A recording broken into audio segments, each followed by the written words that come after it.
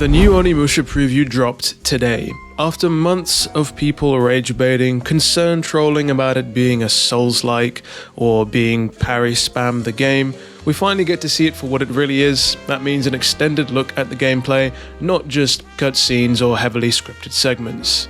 Feels kinda weird to say that we're getting a new Onimusha after pretty much more than 2 decades at this point, but it definitely is a welcome change. So, with that said, let's dive into the game's combat, starting with the control scheme. The game works on a 2-button attack system. Square works the light attacks, minimal damage but fast and easily chained, and then we have 2-handed attacks mapped to triangle, which are slower but seem to hit far harder, destroying enemy guards more easily. Those of you who have played previous Onimushas will immediately notice here that enemies all of a sudden have these 2 bars, yellow and red being health and stamina or guard respectively, and it seems as though there are 2 ways to defeat enemies in Way of the Sword. Either you whittle their health down to 0 with your attacks, or you destroy their guard or stamina completely, leaving them defenseless and hitting them with a Break Isen. Break Isens are these instant, context-sensitive kill animations in which Musashi completely destroys and dismembers the Genma. I'd like to think that because these animations are so long at some points that you are full of iframes, otherwise I can see yourself getting quite frustrated with this quite quickly.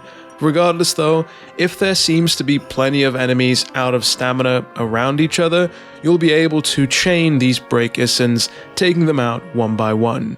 A little bit slower than the chained Isens from the original titles, but it's cool to see that they've somehow managed to transition this system to the new game. That being said, they've also added a little bit of choice to these Break Isens when it comes to bosses.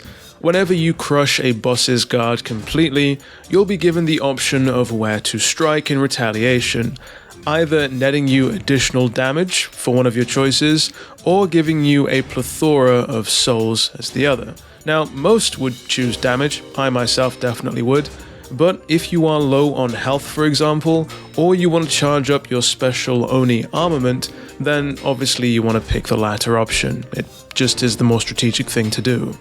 So what exactly is the Oni armament? If you've played again the original games, you can think of these as like the magic attacks from all of the different weapons that you previously had.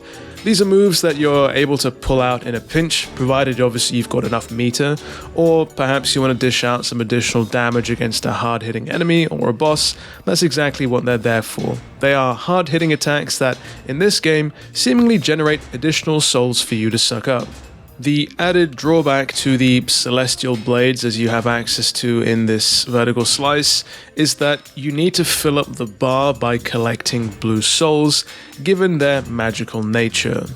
The tooltips actually specify that the celestial blades will give you additional yellow souls from enemies or bosses, that being health. So if you need some health and you're in a pinch, this is a great move to use.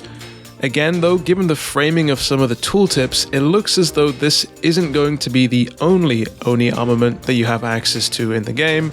I'm assuming that you'll be able to find or unlock more Oni armaments further down the line, hopefully, potentially, allowing you to switch between different ones in real time. Now, the rest of the control scheme is rather straightforward and standard, but there are a few other things that I want to point out, especially as some of them relate to Onimusha's tried and tested mechanics that make a return in this game. L1 is your guard button, allowing you to brace against enemy attacks to avoid damage, but if you time your guard just right, just before an enemy attacks, you get a parry.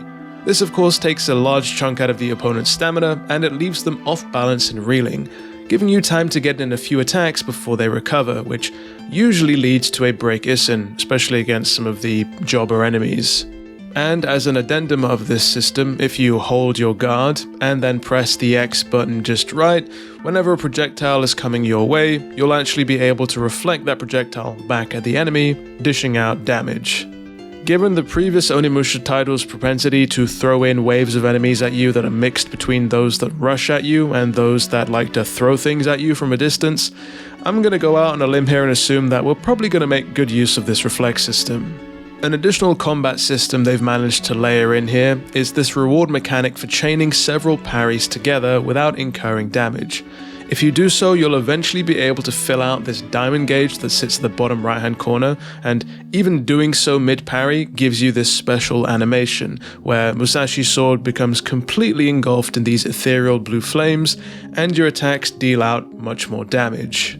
If you continue to play it safe, of course, the bar will eventually run down and Musashi's sword will go back to normal, but if you stick in the pocket and continuously keep on successfully parrying, then you can keep this buff up indefinitely. Beyond some of these new additional combat systems they've managed to layer in with this game, we also see the return of a fan favorite, the Isen technique, where if an enemy comes at you with an attack, and you attack just before their attack makes contact with you, I know, so many attacks in one sentence, right? You'll basically hit them with a almost lethal attack. I say almost lethal because against regular enemies you will 100% just absolutely obliterate them, but of course against bosses, that's not the case. We also have the introduction of what you could consider a block Isen, except it's not a block and it's more of a dodge. Again, if you time a dodge or an evade just before an enemy attacks, and then you retort with your own attack, you'll do a substantial amount of damage, again being almost always lethal when facing off against regular enemies. So it is needless to say that there are a plethora of risk versus reward mechanics that are baked into Onimusha Way the Sword.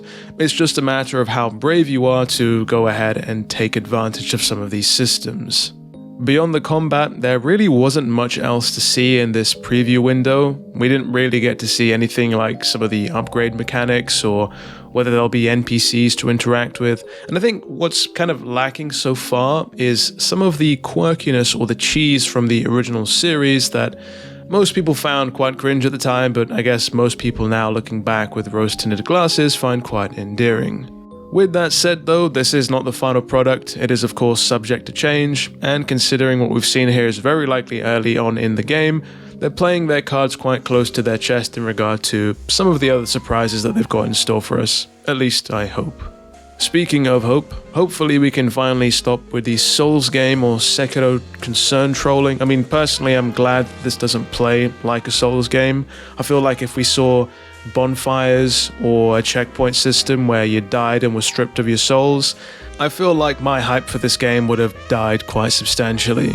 As previously mentioned though, I'm very much looking forward to Onimusha Way of the Sword's release. Let me know your thoughts down in the comments below, whether you liked what you saw, and whether or not you're new to the Onimusha series or you've played the previous titles. If you enjoyed today's video, do be sure to leave a like and consider subscribing to stay up to date with anything and everything Onimusha. With all that said and done, it has been me, DevilNeverCry. I'd like to thank all of you for watching, and as always, I'll see you all next video.